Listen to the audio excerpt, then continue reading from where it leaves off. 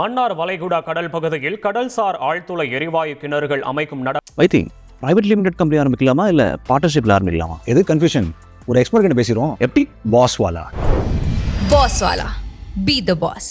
நடவடிக்கையை கைவிட வேண்டும் என வலியுறுத்தி பிரதமர் மோடிக்கு முதலமைச்சர் ஸ்டாலின் கடிதம் எழுதியிருக்கிறார். தொடர்பான கூடுதல் விவரங்களை செய்தியாளர் பாஸ்கர் வழங்க கேட்கலாம். பாஸ்கர் வணக்கம். கடிதத்தில் முதலமைச்சர் ஸ்டாலின் வேறு என்னென்ன குறிப்பிட்டிருக்கிறார்? விவரங்களை பதிவு பண்ணலாம் பாஸ்கர்.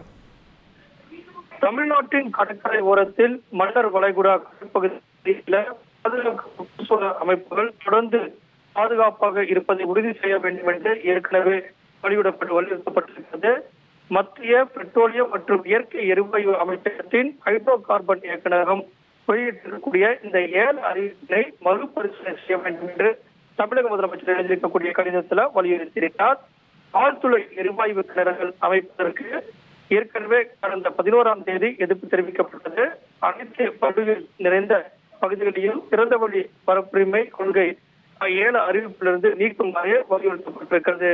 இன்று எழுதியிருக்கக்கூடிய கடிதத்தின் வாயிலாக பாரத பிரதமருக்கு விவரங்களுக்கு நன்றி பாஸ்கர்.